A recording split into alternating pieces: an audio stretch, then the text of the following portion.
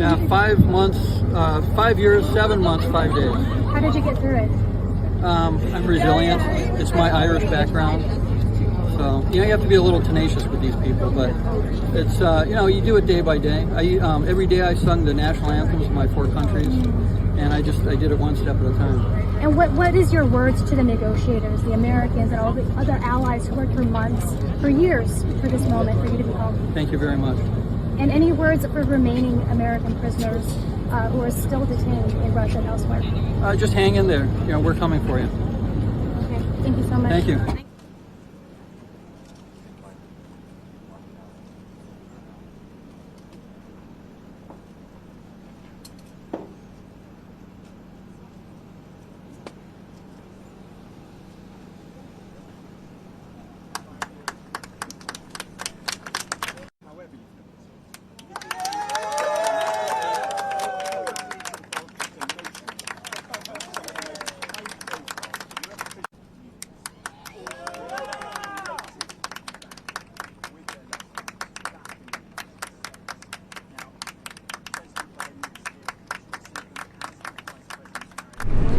That's been the case for all of history. My job is to make sure, number one, they don't get them. And if they do, we get them back. I don't buy this idea that you're gonna let these people rot in jail because other people may be captured. We're in the bus, we're heading to the airport. As they get on the plane, we're gonna call them. You're gonna hear them all. Hey everybody, can you hear me? It's Joe Biden. Hi, Mr. President. I tell you what, I'm not as good as your families are feeling. They're all standing around the Oval Office desk here. And we just want to say how overwhelmed we are. You've been wrongfully detained for a long time, and we're glad you're home. I miss you so much. Здесь мама, это мама теперь. Ты меня слышишь? Это мама. Salam, I'm so happy. Annie, We'll see each other very soon. Oh, we're in the Oval Office. Yeah. Basha, I love you. See you Basha, soon. Annie, bye. Love you so much. Bye. See you soon. Paul Whelan here. I got somebody who's lived in the Oval Office. She's back. She knows the office better than I do. Go ahead, say hello, sis. Paul, it's incredible, absolutely incredible, this moment. And I just want you to know the whole family is standing by. Алло. Алло, пап. Да, Катюшечка, это ты? Да, пап, привет. Привет, маленький. Привет, хорошо тебя слышать.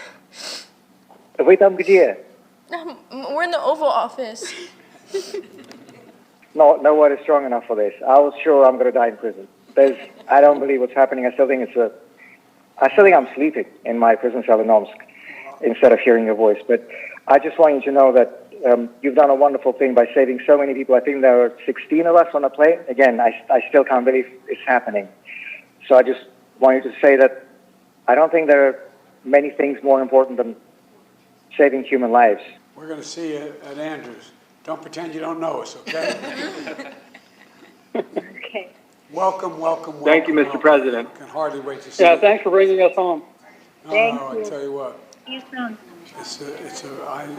there's no greater job I have than protecting Americans and bringing Americans who are wrongfully held home. I really mean it.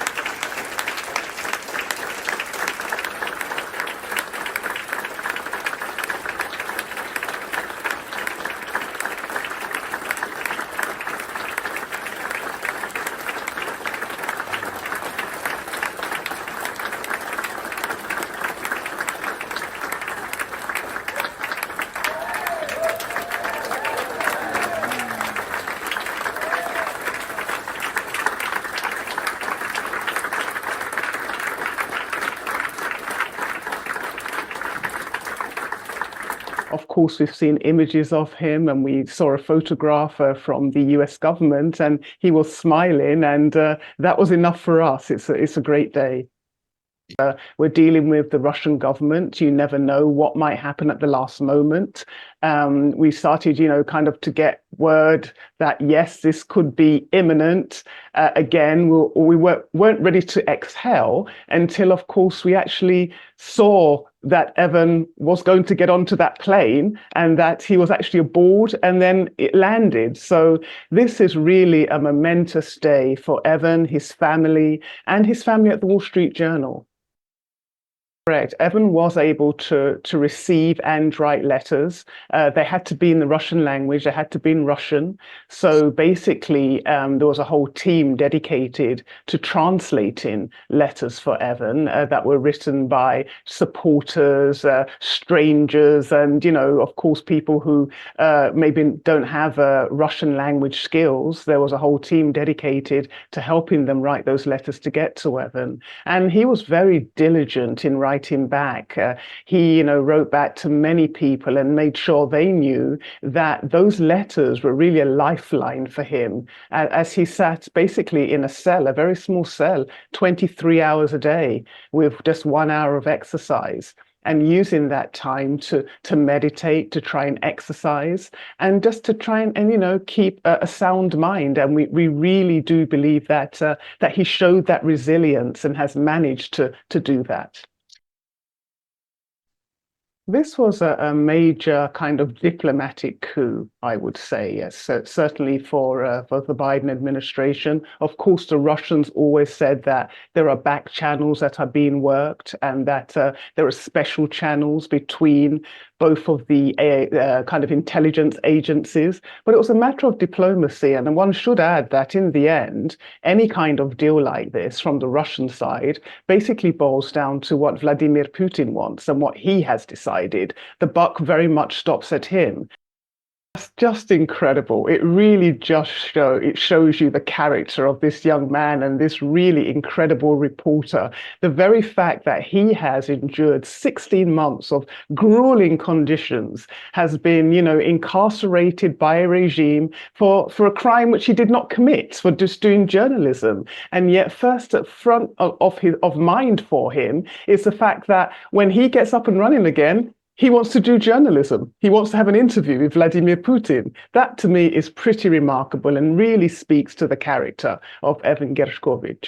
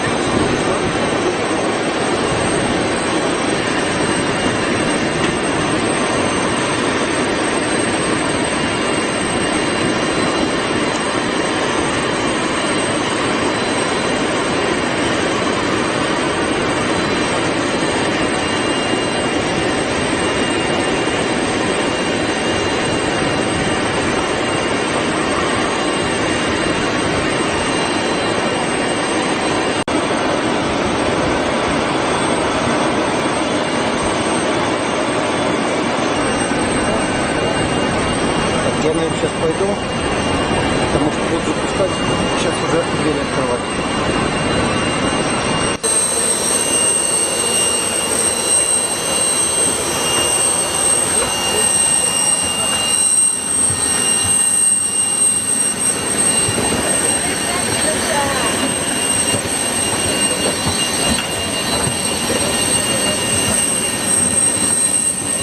Здравствуйте.